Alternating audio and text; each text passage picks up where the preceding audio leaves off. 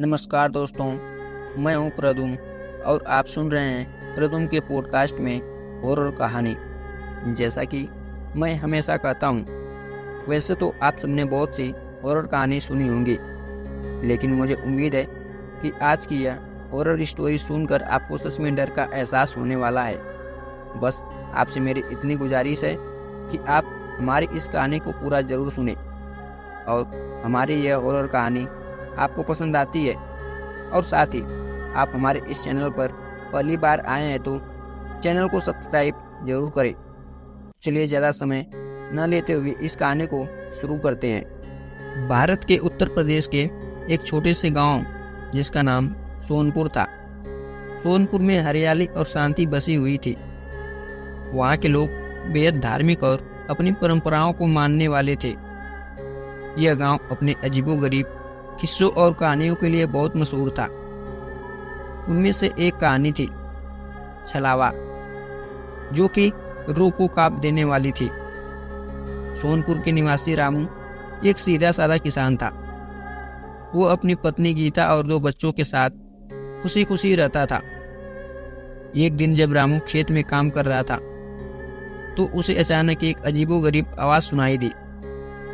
उसने इधर उधर देखा पर उसे कुछ भी नहीं दिखा।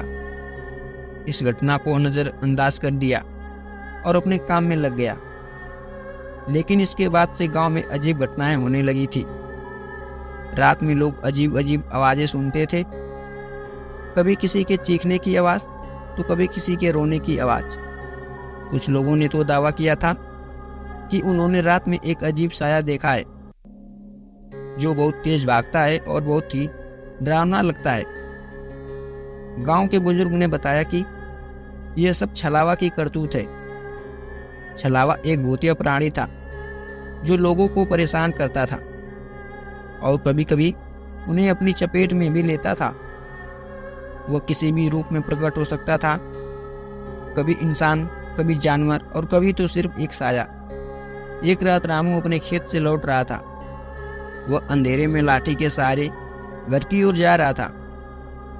तभी उसे एक अजीब सी छाया दिखी। वह रुक गया और ध्यान से देखने लगा। वह छाया धीरे धीरे उसके पास आ रही थी।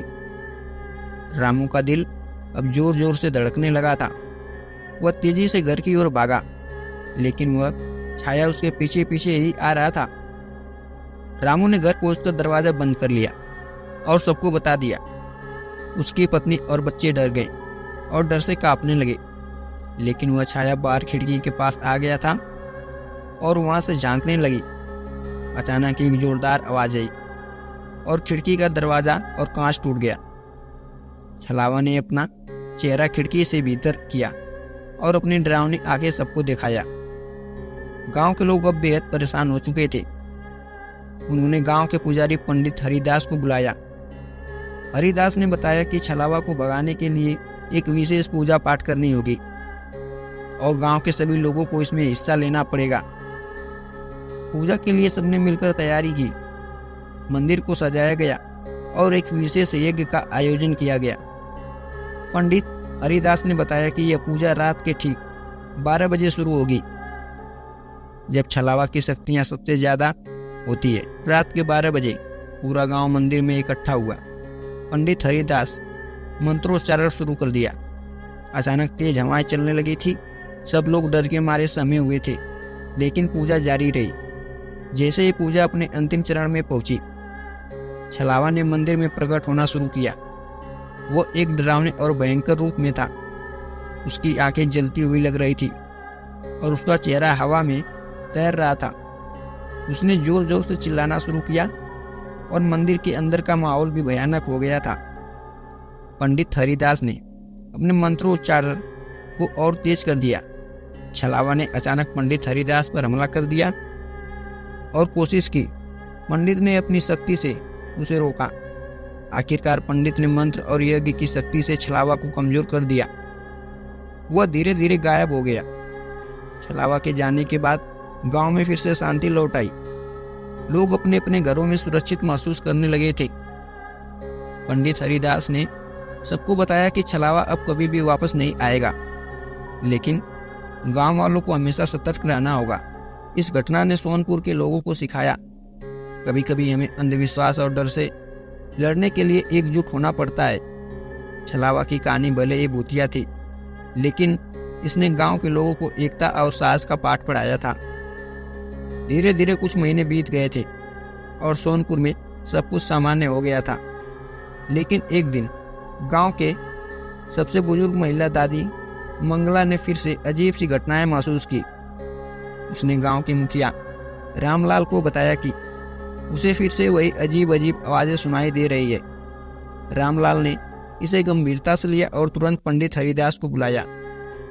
पंडित हरिदास ने दादी मंगला की बात सुनी और चिंतित हो गए। उन्होंने गांव के लोगों को इकट्ठा किया और बताया कि छलावा पूरी तरह से समाप्त नहीं हुआ है। वह अभी भी किसी रूप में गांव के आसपास मंडरा रहा है। इस बार उसकी शक्तियां और भी भयानक हो सकती है। पंडित हरिदास और रामलाल ने मिलकर तय किया कि वे छलावा के बारे में और जानकारी जुटाएंगे। उन्होंने गांव के पुराने ग्रंथों और पांडुलिपियों को खंगलाना शुरू कर दिया। उन्हें एक पुरानी किताब मिली जिसमें छलावा के बारे में विस्तृत जानकारी थी। उसमें लिखा था कि छलावा एक श्रापित आत्मा है जिसे मुक्त करने के लिए विशेष अनुष्ठान की आवश्यकता है। पंडित हरिदास ने कि इस अनुष्ठान के लिए गांव के सबसे पवित्र स्थान काली मंदिर में जाना होगा। वहां एक विशेष यज्ञ और तंत्र मंत्र का प्रयोग किया जाएगा। इस अनुष्ठान के लिए गांव के सबसे बड़े साहसी और धार्मिक लोगों की आवश्यकता थी। रामू और रामलाल ने सबसे पहले अपने नाम दिए। काली मंदिर की गांव के किनारे स्थित एक प्राचीन मंदिर था। कहा जाता था कि इस मंदिर में देवी काली की विशेष कृपा है और यहाँ किए गए अनुष्ठान सदैव सफल होते हैं। लेकिन यह भी कहा जाता था कि इस मंदिर में एक बार प्रवेश करने के बाद कोई भी बिना अनुष्ठान पूरा किए वापस नहीं लौट सकता। पूरे गांव में एक बार फिर से मिलकर अनुष्ठान की तैयारी शुरू हो गई। पंडित हरिदास, रामू, रामलाल और कुछ अन्य साहसी लोग काली मंदिर के पास पहुंचे।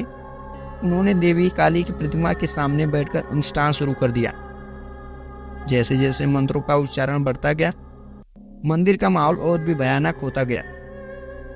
जैसे ही अनुष्ठान अपने चरम सीमा पर पहुंचा, छलावा ने फिर से प्रकट होने की कोशिश की।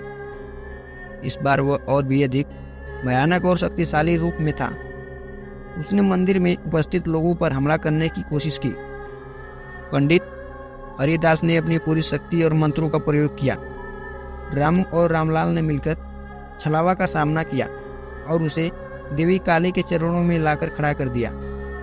देवी काली की शक्ति और पंडित हरिदास के मंत्रों ने छलावा को कमजोर कर दिया। अचानक एक तेज रोशनी मंदिर में फैली हुई छलावा गायब हो गया। पंडित हरिदास ने घोषणा की, छलावा की आत्मा अब पूरी तरह से मुक्त हो गई है और वह कभी भी वापस नहीं आएगा। छलावा के अंतिम नाश के बाद सोनपुर में स्थायी शांति लौट आई। गांव के लोग आज भयमुक्त जीवन जीने लगे हैं। इस घटना ने गांव के लोगों को सिखाया कि एकता साहस से किसी भी संकट का सामना किया जा सकता है। गांव के बुजुर्ग अब भी छलावा की कहानी सुनाते हैं ताकि आने वाली पीढ़ियां जान सके कि कैसे उनके पूर्वजों ने छलावा के आतंक से मुकाबला किया था और विजय प्राप्त की थी।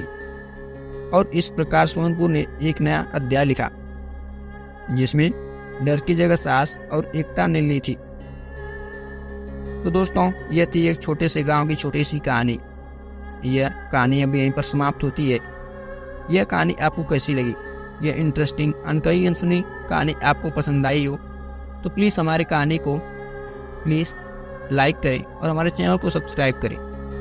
तो चलिए मिलते हैं एक ऐसी कहानी के साथ नेक्स्ट वीडियो में। तब तक के लिए आप सभी का धन्यवाद।